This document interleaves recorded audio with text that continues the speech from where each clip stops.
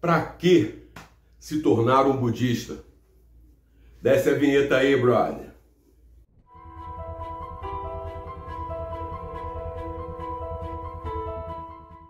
Budismo Pop. Rise and Strikes Again. Galera, aqui estamos. Essa questão é muito interessante. Para que uma pessoa se torna budista? Bom, tem que dar uma olhada nisso com carinho, né? Por exemplo, se você nasce em países onde o budismo tem uma certa preponderância social, natural que você vai ser budista, é uma chance enorme de você ser budista. Nasce em lugares como Tailândia, Camboja, né?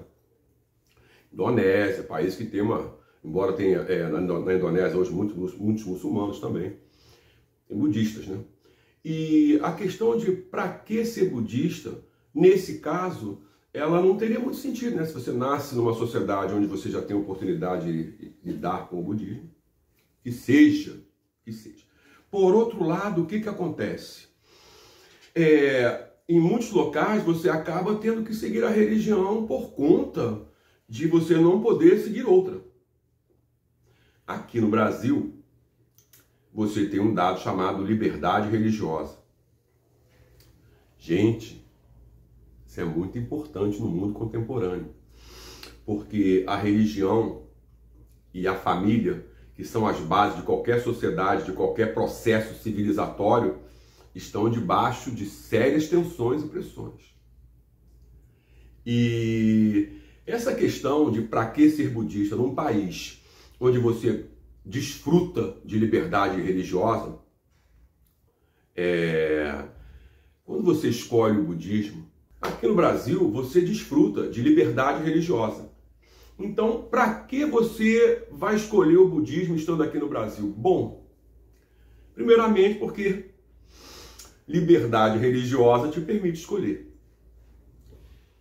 Tem lugar que não tem, tá? E volto a dizer, há uma tensão muito grande pairando sobre a família e sobre a religião, que são dois pontos fundamentais da civilização humana. Então, o budismo, ele é uma religião muito antiga. O budismo é mais antigo do que o cristianismo, por exemplo, do que o islamismo, por exemplo. Entretanto, o budismo tem algumas questões na sua estrutura que são dramaticamente complexas. Por exemplo, Buda Sakyamuni, que é o Buda histórico, Siddhartha Gautama, ele atinge a iluminação aos 30 anos de idade, 10 anos após ter saído de casa na busca. E entre os 30 e os 72 anos de idade, o Buda Sakyamuni contou e falou e preparou toda uma estrutura que dizia que era preciso abandonar todos os desejos para purificar-se e atingir o Nirvana. Se abandona todos os desejos, inclusive comer e beber. Parou de comer, parou de beber, está purificado. Compensação, vai conquistar o quê? A morte, o Nirvana. Muito bom. Com 72 anos, o Buda Sakyamuni descartou tudo aquilo que ele havia dito nos últimos 42 anos de sua vida e mudou o conceito. Ele sai do Hinayana, o pequeno veículo que aspira apenas o Nirvana, e passa para o Mahayana, grande veículo. E ao invés de aspirar à morte, depois da purificação, de abandonar os desejos, o budismo Mahayana, que Sakyamuni apresenta após os seus 72 anos de idade, diz o seguinte: desejos mundanos são iluminação. Isso é incrível.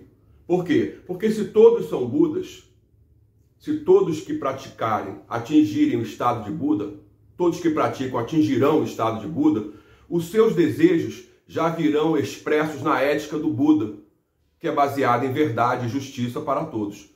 Verdade e justiça para todos. Com base nessa ética, todos os desejos mundanos são iluminação. Todos. Então, para que uma pessoa como eu, ou my brother aqui, brasileiros, né? Pessoas que têm uma origem cultural, religiosa, dada do país, por que a gente abraçou o budismo de Nichiren Daishonin da Soka Gakkai? By the way, não falamos pela Soka Gakkai, não representamos a Soka Gakkai. Somos membros e quadros, admiradores da filosofia de paz do presidente Ikeda. Nós escolhemos essa filosofia devido ao seu ponto primordial ser o humanismo. Escolhi uma filosofia que não tolheu a minha inteligência, não tolheu a minha razão. Pelo contrário, ela me permitiu uma expansão mais profunda das minhas capacidades interiores. Por quê? Porque as leis da natureza e as leis que os homens produzem, elas se articulam de uma maneira maravilhosa. A ciência natural e a ciência do homem, elas se articulam de maneira maravilhosa. O budismo, ele responde praticamente todas as questões da vida, tanto do ponto de vista filosófico, como do ponto de vista objetivo, porque o budismo é razão. Então, a principal possibilidade de você poder escolher o budismo é justamente a liberdade religiosa.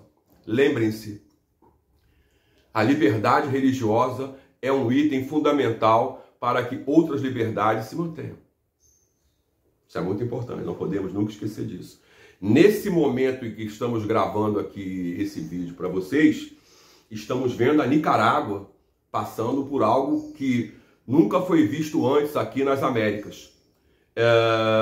A religião católica está proibida na Nicarágua pelo ditador Daniel Ortega.